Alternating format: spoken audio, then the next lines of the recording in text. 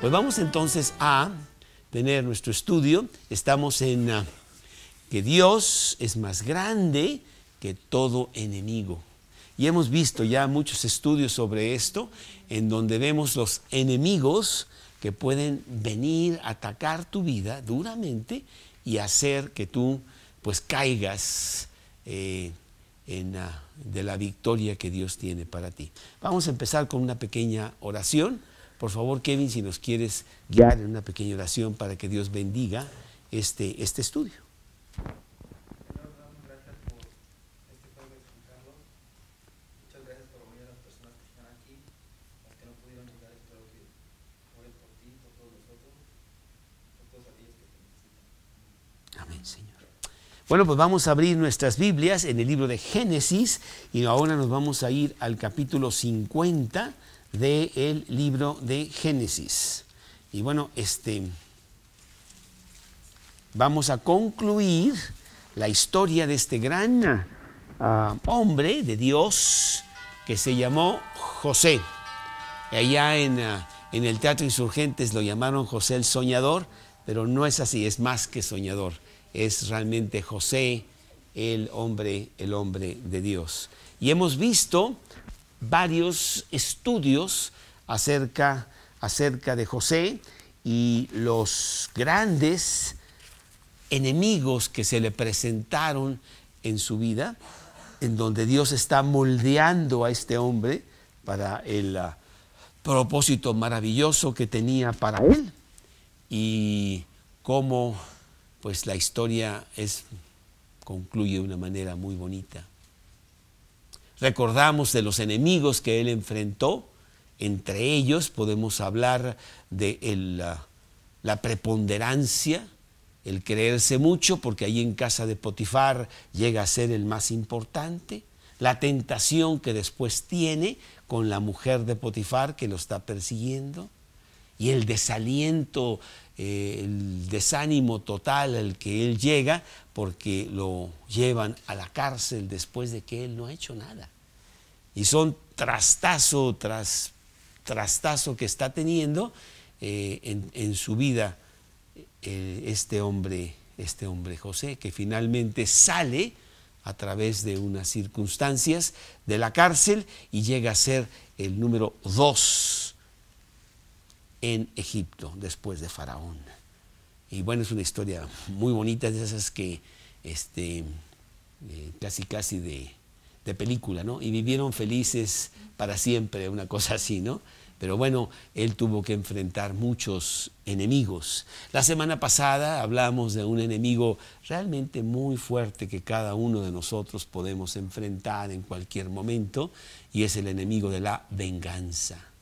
Como José ve a venir a sus hermanos después de 15, 20 años, 25, no sé cuántos, que ya él es el número 2 en Egipto y sus hermanos vienen a comprar alimento porque el hambre en la tierra es muy grande.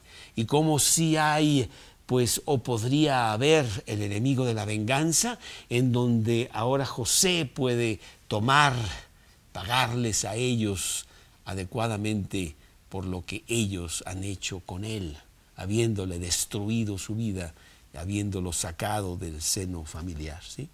Y ahí nos quedamos la semana pasada, en donde pues José tiene un corazón cambiado, tiene un corazón realmente maravilloso. Él está siguiendo los lineamientos de Dios, inclusive para con sus hermanos. Quiere que sus hermanos lleguen a tener el cambio que él ha tenido, y entonces les pone una serie de tretas, de trucos, para que ellos lleguen al fin de sí mismos y tal vez puedan tener ese cambio que él tuvo y que quiere para sus hermanos, porque él ama a sus hermanos. Y finalmente, cuando las cosas ya parecen muy mal para ellos, porque José los ha arrinconado, pues él se revela ante ellos y les dice que él es José, a quienes ellos habían vendido para Egipto. Vamos a leer aquí en el capítulo 45, en el versículo 4, que es donde nos quedamos. la semana pasada. Entonces dijo José a sus hermanos: acercaos ahora a mí. Y ellos se acercaron. Y él dijo: yo soy José vuestro hermano, el que vendisteis para Egipto. Ahora pues no os entristezcáis, ni os pese de haberme vendido acá, porque para preservación de vida me envió Dios delante de vosotros. Pues ya ha habido 2 años de hambre en medio de la tierra, y aún quedan 5 años en los cuales no habrá arada ni siega. Y Dios me envió delante de vosotros para preservaros posteridad sobre la tierra y para daros vida por medio de gran liberación. Entonces, lejos de que él quisiera tomar venganza con sus hermanos, él les dice que Dios es el que ha hecho todo esto y que ahora el pueblo de Israel va a poder sobrevivir, no se va a morir de hambre, sino que Dios va a preservar a este pueblo para que continúe y a través de los siglos venga el Mesías a través de este pueblo judío. Vemos cómo José vence el muy humano deseo posible de venganza con sus hermanos. Su corazón es muy, muy diferente. Y en esta última sesión, bueno, ahora él tiene que seguir administrando, porque hay 5 años más de hambre que va a haber, administrando la comida que ellos almacenaron durante los primeros 7 años de prosperidad, y ahora en estos 7 años de gran sequía, pues administrar todo esto para que el pueblo coma y para que haya inclusive haya orden, porque todo este hambre podría traer una gran revolución contra Faraón y muertes y guerra y todo eso. Y él lo hace de una manera tan sabia que realmente tenemos un país estable en donde todo el mundo está comiendo. Y eso es lo que tú puedes leer en estos capítulos siguientes, pero al llegar al capítulo 50, que es el fin realmente del libro de Génesis, vamos a tener la enseñanza de los enemigos que se pueden presentar en tu vida y que ciertamente pueden presentarse en la vida también de José. Dice aquí la palabra de Dios en el capítulo 50, porque ¿quién leyó por fin la vida de José? Les pedí que la leyeran o que ya la habían leído anteriormente. Levanten la mano los que han leído la vida de José. Bueno, muy importante, porque de esa manera pues podemos entender mejor, ¿sí? Entonces, en estos capítulos también, pues Jacob, su padre, llega a Egipto con todos los hermanos, que fueron 70 entre los hermanos y los hijos y todo, y Faraón les da una tierra especial para que ahí vivan ellos, y bueno, y José se dedica a administrar las cosas del reino allí en Egipto. Llega el momento en donde Jacob va a morir y llama a sus hijos para darles las diferentes instrucciones de lo que él quiere. Y una instrucción muy importante es con José, que le diga: pues ten misericordia de tus hermanos, para que no sea que cuando yo muera, ¿verdad?, pues tú pienses en vengarte de ellos. Entonces dice la palabra de Dios que fueron a sepultar a su padre Jacob. Versículo 15 del capítulo 50. Viendo los hermanos de José que su padre era muerto, dijeron: quizá nos aborrecerá José y nos dará el pago de todo el mal que le hicimos. Y enviaron a decir a José: tu padre mandó antes de su muerte diciendo: así diréis a José, te ruego que perdones ahora la maldad de tus hermanos y su pecado, porque mal te trataron. Por tanto, ahora te rogamos, dicen los hijos, que perdones la maldad de los siervos del Dios de tu padre.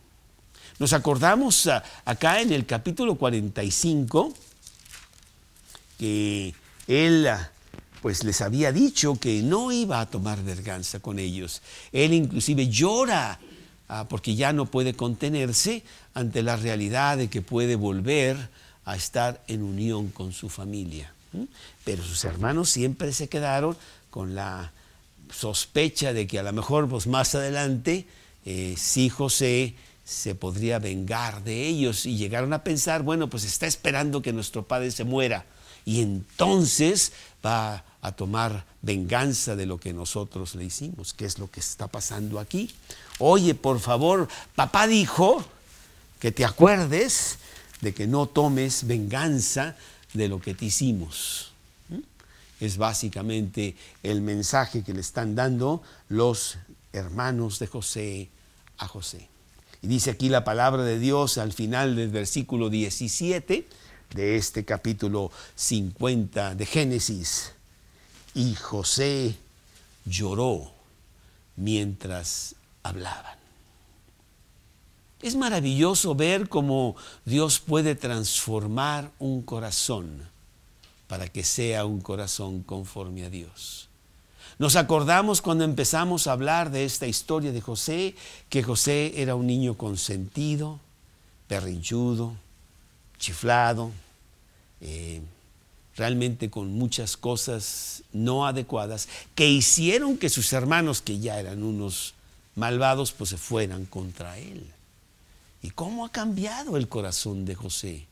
Cómo cuando tú recibes a Cristo en tu corazón y realmente le pides seguirlo a Él, y lo haces día tras día, leyendo tu Biblia, que es el alimento del alma, y obedeciendo lo que dice la Biblia, arreglando tus cosas poco a poco de toda la maraña de situaciones que hiciste mal en el pasado, Dios va transformando tu corazón y lo va haciendo conforme al corazón de Dios. Y yo creo que todos nosotros, si tú has recibido a Cristo, por muy poco tiempo que tengas en Cristo, tú ciertamente has empezado a ver cambios. Cambios en donde hay gozo, en donde hay paz, en donde hay fe, en donde hay bondad, en donde realmente hay un deseo de servir a Dios. De alguna manera, no sabes ni cómo, pero Dios, yo quiero seguirte, yo quiero estar contigo. Estoy encontrando un mundo maravilloso que yo no conocía.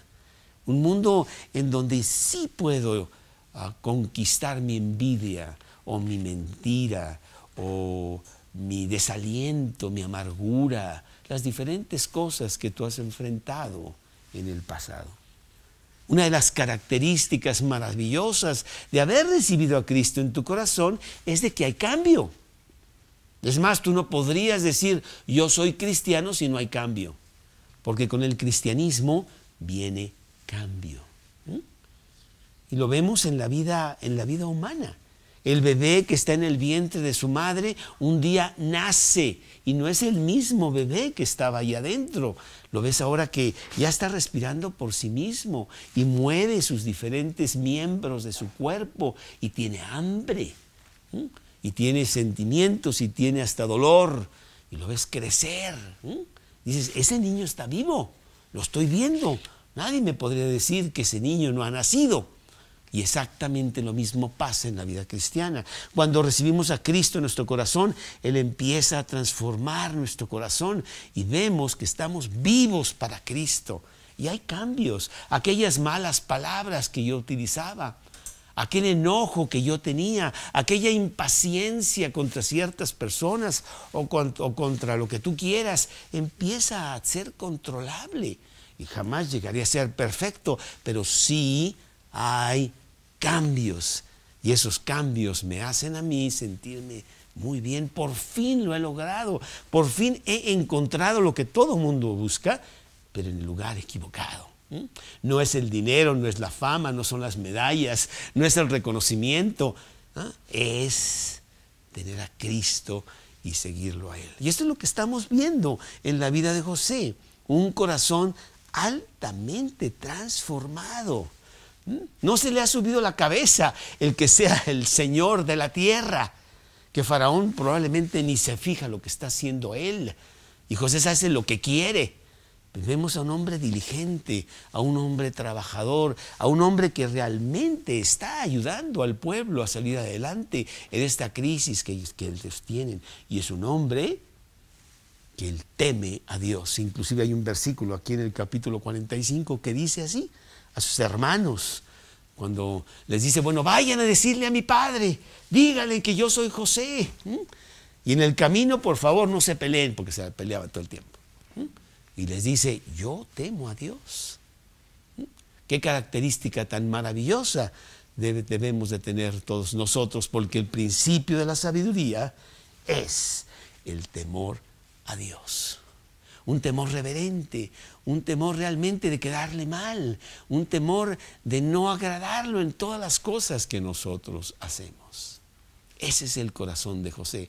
Pero ahora, al concluir la historia, todavía hay enemigos que vencer, de los cuales tú tienes que estar muy alerta para que cuando ellos lleguen a tu vida, y ciertamente llegan en muchos momentos, tú también veas que son enemigos que Dios puede vencer, porque para Dios no hay grande enemigo. Dios es más grande que cualquier enemigo. Y entonces, aquí en esta historia, sus hermanos van a ver a José para que le recuerden que por favor no se vaya a vengar de todo lo que ellos le hicieron a José. Y ahí en el versículo 19 vamos a empezar a ver tres enemigos que pues sí los ha vencido José, pero debemos estar conscientes de ellos para que nosotros los podamos vencer también en nuestra vida diaria.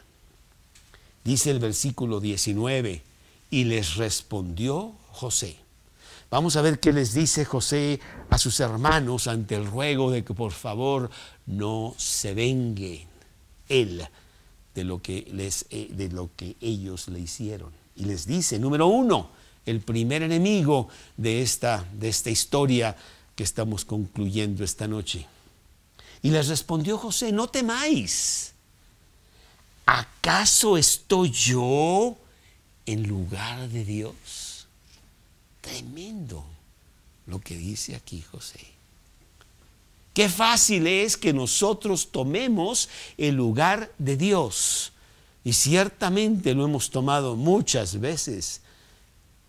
Y tal vez en el futuro podrías caer otra vez en las garras de este enemigo. Y hay muchas maneras de tomar el lugar de Dios. Como que Dios va y te dice, no te sientes en el trono, por favor. El trono es mío y tú eres mi súbdito. En lugar de tú sentarte en el trono y tenerme a mí en la silla de los acusados. ¿Qué es lo que pasa completamente ahí en el mundo? ¿Por qué Dios hace esto? ¿Por qué Dios no me da aquello? Esto, lo otro. Y se ponen a juzgar a Dios como si tuviéramos el discernimiento o la posición para acusar a Dios. Y en la Biblia, pues es uno de los pecados grandes que vemos desde el principio aquí en Génesis. Ya te acuerdas de Génesis 3, un capítulo importantísimo en la Biblia, en donde se quiso ser igual a Dios. El gran pecado de Satanás, la mano derecha de Dios, el príncipe de todos los ángeles, la estrella de la mañana, Lucifer, fue que quiso ser igual a Dios. No estaba contento en lo que Dios le había dado y por lo tanto pone a Dios en la silla de los acusados y le reclama, ¿cómo es eso? ¿Por qué quieres tú el trono para ti? Y ese gran pecado, Satanás se lo pasa al hombre y nosotros los traemos en la sangre, pero desde el vientre. ¿Te acuerdas aquí en el capítulo 3, donde la serpiente era astuta más que todos los animales del campo que Jehová había hecho, la cual dijo a la mujer: ¿con que Dios os ha dicho no comáis de todo árbol del huerto? Bueno, yo creo que Adán y Eva también tenían una Biblia, pero era una Biblia muy sencillita, ¿eh? Era una Biblia que probablemente la podrías esconder ahí en los papelitos que entran en las galletas chinas, ¿no? Y le dicen: no puedes comer de este árbol. Esa es la Biblia, nada más, no hay más Biblia que esa. Es muy sencillo, la nuestra tiene muchas cosas, ¿no? Pero no la siguieron. ¿Y por qué no la siguieron? Porque la tentación fue muy grande en querer ser Dios. Dice el versículo 4. Entonces la serpiente dijo a la mujer: no moriréis si comes de ese árbol, para nada, sino que sabe Dios que el día que comáis de él serán abiertos vuestros ojos y seréis como Dios, conociendo el bien y el mal. Y eso fue muy agradable a Eva y después a Adán. Oye, pues podemos nosotros subir a ser como Dios. Y ellos cometieron el gran pecado de tratar de sentarse en la silla de Dios, ¿sí? Y eso es lo que pues todos nosotros también tenemos. Ese yo es un yo realmente muy grande, en donde acusamos, en donde reclamamos, en donde exigimos de Dios muchas cosas, ¿no? Y dices: bueno, pues sí, la Biblia está muy bien, pero yo no estoy de acuerdo en esto y en aquello de la Biblia. Y ya estamos acusando a Dios. Ya le estamos diciendo a Dios: Dios, perdóname, pero la verdad, creo que te has equivocado. Yo, que sé más que tú, en esto y en esto estás mal, ¿sí? Y muchas veces lo encontramos, inclusive en personas que decimos que seguimos a Dios. Y nos ponemos en el lugar de Dios. Al desobedecer a Dios en diferentes cosas, nos estamos poniendo en el lugar de Dios. Dios no es tan sabio como nosotros y nos hace ver que, pues, Él no es tan sabio como nosotros. Esa es una manera de ser como Dios. Pero hay otra manera de ser como Dios, y es pretender que la gente te vea a ti como Dios. Yo soy doctor. Pon tu vida en mis manos. Yo te voy a ayudar. Entonces: ay, sí, doctor, por favor, esto, lo otro. No sé. Tú no te apures, o psicólogo, o maestro, o inclusive predicador, ¿no? Que el predicador tiene todas las respuestas, pues ahí la Biblia la saca. Y mira, muchachita, déjame decirte lo que tú debes hacer. Y entonces nos ponemos en lugar a Dios, en lugar de Dios, realmente cometiendo un grave pecado. Somos utilizados por Dios, pero no queremos ser de ninguna manera Dios, sino dirigir a las personas a que vayan directamente con Dios. Aquí en la palabra de Dios, en el libro de Segunda de Reyes, en el capítulo 5, encontramos una historia que nos habla de esto, en donde en este capítulo 5 dice la historia que había una persona que se llamaba Naamán, y Naamán tenía lepra. Naamán no era judío, era enemigo de los judíos, pero entonces una criada que tenían, que era de los judíos, le dijo: si tú fueras allá a Judá, allí encontrarías la respuesta para tu lepra, porque ahí hay un profeta que te puede decir cómo quitarte la lepra. Y ahí va Naamán. Entonces Naamán va a Judá, y entonces, bueno, pues él no sabe dónde ir, y él va con el rey de Israel y le dice: oye, aquí vengo para que me quites la lepra, y aquí traigo dinero y traigo cosas y cuánto. Y entonces dice la palabra de Dios que dice: salió pues llevando consigo talentos de plata, 6,000 piezas de oro, 10 mudas de vestidos. Tomó también cartas del rey para el rey de Israel, que decían así: cuando lleguen a ti estas cosas, sabe por ellas que yo envío a ti a mi siervo Naamán, para que lo sanes de tu lepra. Luego que el rey de Israel leyó las cartas, rasgó sus vestidos y dijo: ¿soy yo Dios que mate o dé vida para que éste envíe a mí a que sane un hombre de su lepra?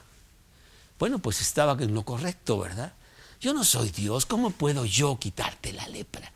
Pues puedes ir a Dios, te puedo decir cómo y te puedo ayudar a que vayas a Dios, pero yo no tengo ese poder, yo no soy Dios. Y eso es lo que está también diciendo José. ¿Estoy yo en el lugar de Dios para juzgar duramente o suavemente lo que ustedes realmente hicieron? Pues hay otra manera también de a veces querer ser como Dios, y eso es la preocupación.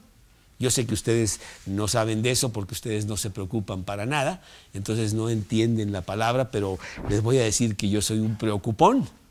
Y entonces nos encontramos de que la preocupación es querer ponerte en el lugar de Dios. Dios no sabe hacer las cosas bien. Tengo que preocuparme yo para hacer las cosas porque tú no sabes. Mateo 6, 25. Mateo 6, 25 nos dice lo que Dios conoce acerca de la preocupación. Por tanto os digo, no os afanéis, Mateo 6, 25, por vuestra vida que habéis de comer, o que habéis de beber, o por vuestro cuerpo que habéis de vestir. ¿No es la vida más que el alimento y el cuerpo más que el vestido?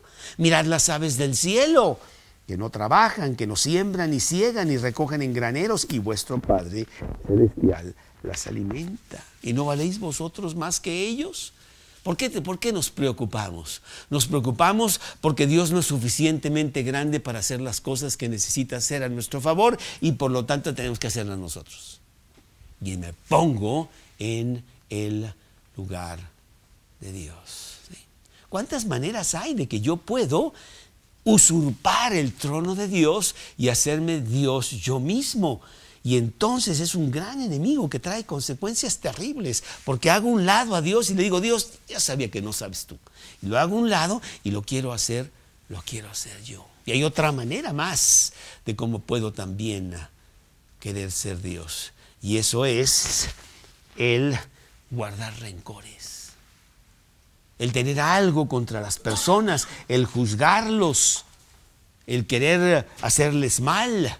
Pues no estoy poniendo en el lugar de Dios. Mía es la venganza, dice Dios. ¿Tú por qué te metes? ¿Tú quién eres? Si yo te diera lo merecido, pues no te iría muy bien. Entonces, ¿cómo tú estás contra tu hermano? ¿Acaso tú estás en el lugar de Dios? Y vemos que también la hacemos muy mal con todas estas cosas. Romanos 12, 19. Romanos 12, 19, que dice así, Romanos 12, 19 y 20. No os venguéis vosotros mismos, amados míos, sino dejad lugar a la ira de Dios, porque escrito está: mía es la venganza, yo pagaré, dice el Señor. Así que si tu enemigo tuviere hambre, dale de comer, y si tuviere sed, dale de beber, pues haciendo esto, ascuas de fuego amontonará sobre su cabeza. Entonces, un gran enemigo que tú puedes tener y que pudo haber tenido José es hacerla de Dios. Y hay muchas personas que a través de las circunstancias de la vida, los lugares en donde están, pues ya se creen dioses. No sé si has ido a sacar un pasaporte y la señorita de ahí se cree Dios y te dice: señora, ¿cómo se atreve usted? Le falta esto, le falta esto. Oye, espera, no. Y nos creemos Dios en las cosas inclusive pequeñas, ¿no? No, Dios no quiere que estemos en el lugar de Dios. Y José, con un corazón realmente lleno de Dios, le dice eso a sus hermanos en este capítulo 50, versículo 19. ¿Estoy yo en el lugar de Dios? ¿Ustedes piensan que yo podría usurpar su trono para hacer lo que yo quisiera? en mi propia fuerza, con mis recursos humanos, con mis pasiones internas, todas desviadas? ¿Acaso estoy yo en el lugar de Dios? Bueno, pues realmente Dios no quiere que tú tomes ese lugar, pero tan frecuentemente es uno de los pecados más grandes que tenemos. El orgullo es tan grande que ni Dios puede con él. Y ahí lo arrinconas y constantemente lo estás menospreciando y constantemente le estás reclamando y lo estás regañando y te estás quejando con él por lo que te da o por lo que no te da. Un gran enemigo del cual tenemos que tener mucha vigilancia. Pero hay otro enemigo. Hay otro enemigo que también puede ser que José hubiera caído en él y lo hubiera derrotado. Y este enemigo es el no tener la visión de Dios. El tener una visión tuya, una visión humana, una visión pequeñita y pensar de esa manera. No sé si tú te has perdido en alguna excursión que hayas hecho por ahí al bosque, allá en las montañas preciosas de Salzburgo, que subes allá en el verano tan bonito todo y de repente te pierdes, ¿no? Y tú dices, yo digo, ¿cómo salimos de esta? Ay, pues mira, lo que tenemos que hacer es subir para ver todo el panorama. Y entonces, mira, es por allá, estábamos así, me acuerdo de este precipicio y me acuerdo que pasamos por aquí y encontrar tu regreso adecuado, ¿no? Y no quedarte en el valle, en donde con tantos detallitos perdidos ahí, pues no saldrías realmente nunca. Bueno, pues así es también con Dios. Dios tiene un propósito específico para la vida de cada uno de nosotros. Y en cuanto nosotros recibimos a Cristo, se abre ese libro maravilloso del plan para nuestra vida y empezamos a caminar con Él. Empezamos a seguirlo a Él, que Él tiene grandes cosas para nosotros. Y tenemos que verlo desde la perspectiva de Dios. ¿Cómo es la perspectiva de Dios? Ponte los anteojos de Dios, ponte a leer la Biblia. Y de repente dices, ay, mira, no es como el mundo dice, es como Dios dice, que es muy, muy diferente. En el valle podemos tener un optimismo irreal, podemos tener un pesimismo destructivo. Dios no quiere ni una cosa ni la otra. Y eso es lo que también aquí José nos quiere hablar de sí tener la visión de Dios. Dice el siguiente versículo, aquí en Génesis 50, leímos el 19, nos vamos a ir al 20. Vosotros pensasteis mal contra mí, mas Dios lo encaminó a bien, para hacer lo que vemos hoy, para mantener en vida a mucho pueblo. Dios tenía un plan maravilloso para el pueblo judío.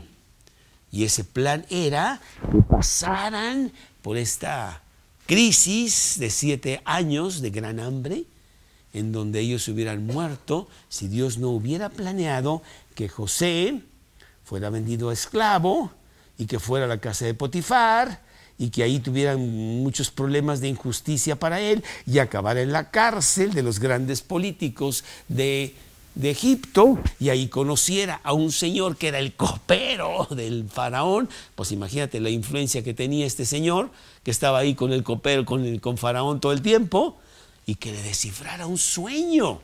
Puras coincidencias, ¿eh? Y que ese sueño fuera después lo que hizo al copero, que recomendara a José con Faraón, porque Faraón había tenido un sueño. Todas estas detalles tan importantes que José hubiera dicho, oye, yo ando de esclavo, estoy en la cárcel, nunca voy a salir, o sea, qué terrible situación, ya estoy harto, no me interesa. Y sin embargo, él sirvió a Dios aún en circunstancias terriblemente adversas, porque él tenía la visión de Dios. Qué importante es que nosotros venzamos la visión humana que pudiéramos tener y siempre ver las cosas con la visión de Dios. Dios tiene un camino. Dios está haciendo esto por algo. No lo entiendo. He habido ciertas circunstancias, pasó esto y pasó esto y pasó esto, y ahora estoy aquí. Y Dios tiene, ¿qué quiere de mí? No lo sé, pero sé que Él tiene lo mejor para mí. Y me está llevando a algo maravilloso. Y bueno, pues en mi vida personal pasé 17 años como cristiano sin tener una compañera. Y aquí estaba en esta casa, yo tenía un mapa para poder encontrar dónde estaba la recámara y todo, ¿verdad? Porque pues ni perro tenía, no, sí tenía perro, ¿no? Pero, bueno, ¿y de qué se trata? Yo había venido aquí para poder predicar aquí en el Pedregal y bueno, sí, hubo fruto de predicar aquí con las personas del Pedregal, en donde ahora tenemos estudios también en otras partes por concepto de eso. Dios proveyó inclusive una devaluación para que a través de la devaluación yo tuviera unos pesos y poder comprar esto, que no tenía dinero para comprarlo, y la señora que lo compró, que me lo vendió, estaba desesperada y me dijo, bueno, págamelo así, no sé cuánto, que de otra manera nunca lo hubiera comprado. Dios, las circunstancias de Dios, la visión de Dios. Y nosotros, en lugar de desesperarnos por no obtener aquello, decimos, esto es lo que Dios quiere, esto es maravilloso, esto es lo que yo quiero que Dios me vaya guiando. Ahora que están los misioneros aquí, al día de ayer precisamente, tú lo oíste, Tere, cómo Claudia habló de su hijo Johnny, su cuarto bebé de los 4 hijos que tuvieron, que nació mal, nació con el síndrome de Sotos, un niño que ahorita tiene casi 18 años y todavía no habla, un gigante de casi 2 metros con una mente de 4 o 5 años, y en donde realmente no hay esperanza para que él progrese. Y a través de estos 18 años de estar buscando médicos o mínimo pues cuidar a este bebé, yo estoy seguro que ellos se preguntaron 1000 veces, oye Dios, pues ¿qué pasó? ¿Por qué Dios? O sea, yo predico la palabra de Dios, aquí estoy de misionero, estoy con la Biblia, ¿qué pasa? ¿Por qué? ¿Por qué me pasa esto a mí? Y pudiéramos nosotros preguntarles a ellos, mira tú de misionero y mira lo que te pasó, mis hijos están bien y mira el tuyo, ¿no? Terriblemente fuerte. Y me gustó mucho lo que ella dijo ayer, ¿no? En donde ella dijo, Dios, nosotros sabemos que Dios quiere lo mejor para nosotros. Dios es bueno. Y yo no quiero nunca quitar esa premisa de mi vida. Lo que parece que no es tan bueno, no lo entiendo, pero sé que Dios es bueno. Y bueno, nos ha sacado adelante tan maravillosamente. Me quedé pensando, pues sí, aún las circunstancias adversas pueden ser grandes enemigos que me tumban para mi relación con Dios. Y pudieron haber tumbado a José con tantas cosas, porque no fue una ni dos, tantas cosas, tantos obstáculos que tuvo, que finalmente terminó en ser el Señor de la tierra. Y ahora yo los veo a ellos predicando con su hijo Johnny, que ya está en una institución adecuada y lo están tratando conforme a lo que él necesita. Y ellos están libres para predicar después de 18 años de muchos líos. Porque ella contaba cómo se tenía que levantar a las 3 de la mañana porque el niño ya estaba levantado. Y como era un niño de 2 años, pero con un cuerpo de 16, pues hay que ir a cuidarlo. Y ya tiene hambre y quiere desayunar. Y luego se quitaba la ropa y se salía por allá a la calle y vete detrás de él. Un gigantón de 16, 1000 líos, 1000 situaciones. Pero es que Dios tiene un propósito para tu vida. Y tú debes de tener la visión de Dios. Un enemigo que se llama la visión del hombre, que te puede destruir. Mas si tienes la visión de Dios, porque estás leyendo tu Biblia, porque realmente estás metido con Dios y le dices, Dios, pues no entiendo muy bien, pero realmente lo que tú quieras, porque estoy en tus manos y tu plan para mí es el mejor, aunque el mundo o las circunstancias pudieran decir diferente. Hay un último enemigo que sí también nos puede ser muy dañino, y es el seguir el amor propio y no el amor de Dios. ¿No? Lo más importante en la vida soy yo. No sé si tú sepas que Copérnico se equivocó. Copérnico dijo que todos los planetas circundan alrededor del Sol. Se equivocó. Todo el universo circunda alrededor mío. ¿Ah? Yo. ¿Ah? Pero no fue así con José. Él estaba empapado del amor de Dios y quiso imitar el amor de Dios para con sus hermanos.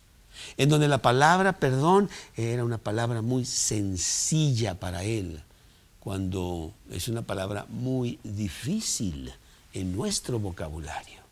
Perdonar después de todo lo que me has hecho, después de todas las circunstancias y situaciones y cuánto que hemos vivido como matrimonio o como vecinos o como socios del trabajo, ya estoy harto, etcétera, ¿no? Y tener esa palabra perdón constantemente. En los años 70 hubo una película en donde no me acuerdo cómo se llamaba, Historia de Amor, no sé cómo se llamaba la película. Yo no era cristiano, la fui a ver y me impresionó mucho. Amor es nunca tener que pedir perdón. Después, cuando yo vine a Cristo, dije, es todo lo contrario. ¿Qué te pasa?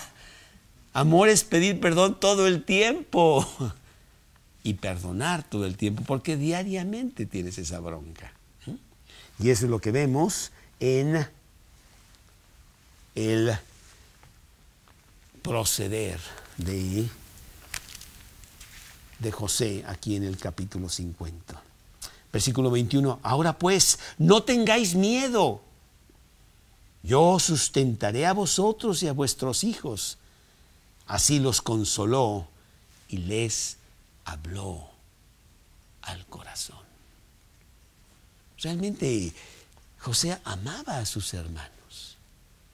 Nunca estuvo ese obstáculo terrible de rencor, de amargura, de odio contra ellos por lo terrible que fueron con él. Él quería imitar el amor de Dios, no el amor propio que uno quiere para sí, satisfacer sus propias cosas. Qué gran diferencia. Bueno, pues, ¿cuántas enseñanzas tenemos en los enemigos que nosotros podemos estar enfrentando constantemente? Para que tú realmente te satures y puedas proyectar este amor de Dios, los dos puntos anteriores son importantísimos. Si no, el tercero no lo vas a conseguir. ¿Cuál fue el primero de estos puntos? El primero de estos puntos es no creerte tomar el lugar de Dios. Eso se llama humildad. Realmente ser humilde. El cristiano es un hombre escalera. No sé si sepas eso. Todo el mundo lo usa de escalera. Súbete y úsame a mí de escalera para que tú subas más arriba. Yo estoy aquí para servir, no para ser servido. Yo estoy al frente para enseñarte a ti lo que es la humildad, no para que tú me estés sirviendo a mí. ¿Sí? Entonces hay que ser humilde. Y eso es lo que tenía José, aún siendo el número 2 en Egipto. Pero no solamente humildad, sino confianza. ¿Tienes tú confianza en la visión de Dios para ti? Que a pesar de que tú estás siguiendo a Dios, las cosas no están saliendo conforme lo que tú piensas, pero de todas maneras tienes confianza en Dios y tu confianza no se derrumba, no cae, no empieces a dudar, No empieces a quejarte con Dios de cuántos puntos has hecho para con Él y parece que no te los toma en cuenta, sino que tienes confianza, humildad, confianza, y entonces puedes imitar el amor de Dios. El amor de Dios inclusive para tus enemigos. Es muy fácil amar a tus amigos, dice la palabra de Dios. Hay que amar a tus enemigos. En donde pones la mejilla izquierda cuando ya te lastimaron la mejilla derecha. Mateo 5 habla de ello. Mateo 5, dice Mateo 5, en el Sermón de la Montaña, precisamente.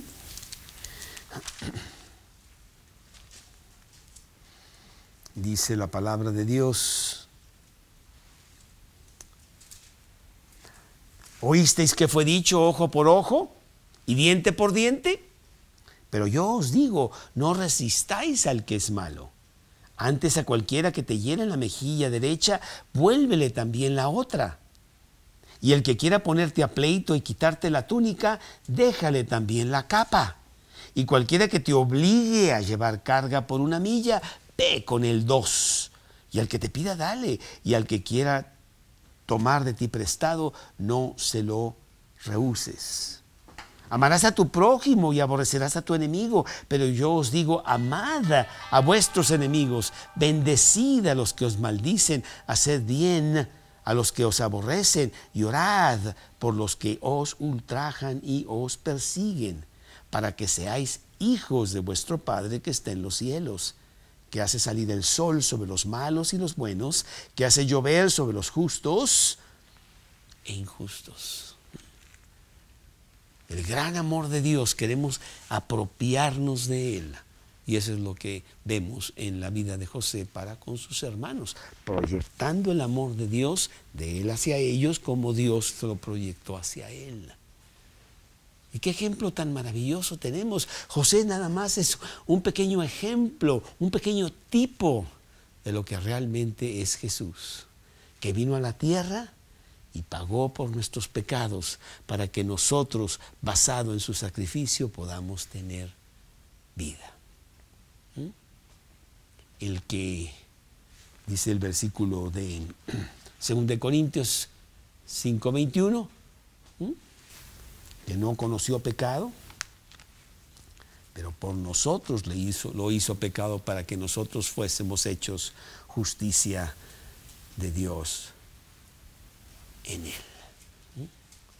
Él vino a la tierra y Él murió por nosotros. Filipenses capítulo 2, versículo 6, que dice desde el 5, qué exhortación tan preciosa nos da Dios para que nosotros hagamos lo mismo, que no lo podríamos hacer en nuestra propia carne. Haya pues en vosotros este sentir que hubo también en Cristo Jesús, el cual, siendo en forma de Dios, no estimó el ser igual a Dios como cosa a que aferrarse, sino que se despojó a sí mismo, tomando forma de siervo, hecho semejante a los hombres, y estando en la condición de hombre, se humilló a sí mismo, haciéndose obediente hasta la muerte y muerte de cruz, dice la Biblia. Ya era humillación bastante el que haya dejado su trono para venir y ser un hombre como nosotros. Pero no solamente eso, sino que Él fue hasta la muerte. Y no cualquier muerte, la muerte más cruel, la muerte más refinada, la muerte más terrible que el hombre haya podido inventar, la muerte de cruz, en donde el sufrimiento físico debió haber sido terrible, porque además fue acompañado de muchas otras cosas que ya sabemos, como los clavos y los azotes y las espinas y cuantas cosas. Pero no solamente el castigo físico, lo peor fue el castigo de Dios. Dice la Biblia que se ocultó Se ocultó el sol. La naturaleza misma no podía entender qué estaba pasando, porque en ese momento se había roto una vez la que eternamente relación habían tenido el Padre y el Hijo. Y el Padre estaba derramando toda su ira sobre el Hijo, al punto que él tiene, Jesús, que decir: Dios mío, ¿por qué me has desamparado? Ya no le dice Padre, no era su Padre en ese momento. Era yo el que estaba allí. Era el verdadero José, que está dando su vida, mostrando el amor de Dios. Romanos capítulo 5, versículo 6, Romanos 5, 6, que dice así: porque Cristo, cuando éramos débiles a su tiempo, murió por los impíos. Ciertamente apenas morirá alguno por un justo. Con todo, pudiera ser que alguno osara morir por el bueno. Mas Dios muestra su amor para con nosotros, Romanos 5, 8. Mas Dios muestra su amor para con nosotros en que, siendo aún pecadores, Cristo murió por nosotros.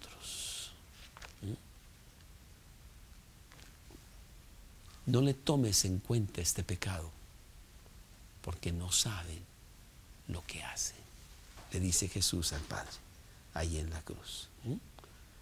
Ese es el amor de Dios, y ese amor de Dios lo tienes tú en tu corazón si Cristo ha cambiado tu vida y es ahora el Salvador y dueño de tu vida.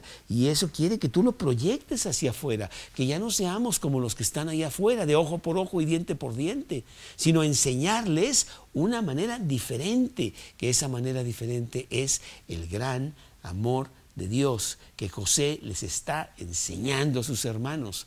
Y los hermanos todavía no comprenden totalmente qué está pasando. ¿Cómo es posible que estés actuando así? El amor de Dios. El amor de Dios, que Dios quiere que tú vayas teniendo más y más y más de Él, porque ya lo tienes si has aceptado a Cristo en tu corazón. Vamos a inclinar nuestros rostros y vamos a mirar hacia adentro, y yo quiero preguntarte si tú tienes ese gran amor de Dios. Si tú le has pedido a Cristo que entre a tu corazón y sea el Salvador de tu vida, el dueño y Señor de tu corazón. Nunca podríamos entender, y mucho menos tener para nuestro haber el amor de Dios, si Cristo no es tu Salvador y Señor. Y así, con los ojos cerrados, yo quiero hacer una pequeña oración. Si tú todavía no le pides a Cristo que sea el dueño de tu vida, hazlo conmigo en esta noche. Entrégale tu corazón. Repite conmigo en silencio estas pequeñas palabras, hablando directamente con Dios.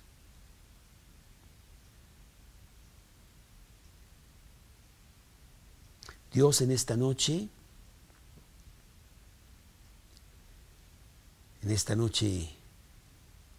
vengo a ti con todos mis pecados. Un yo grande que yo tengo, que inclusive es más grande que Dios, y que me hace mucho daño. En esta noche yo quiero pedir perdón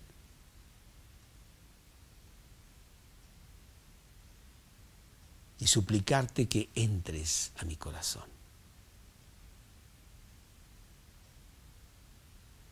Que me cambies, que destrones mi yo del trono de mi vida y que tú te sientes allí.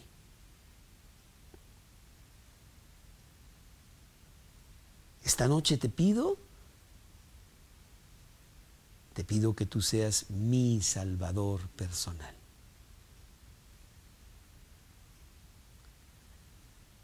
Yo quiero que tú seas el dueño absoluto de mi corazón. Entra ahora a mi corazón y siéntate en ese trono.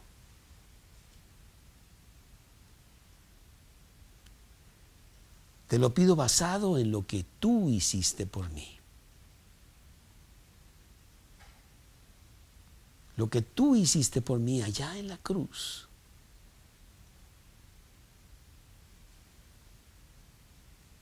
Te lo pido basado en las promesas de la Biblia. Entra a mi corazón en este momento.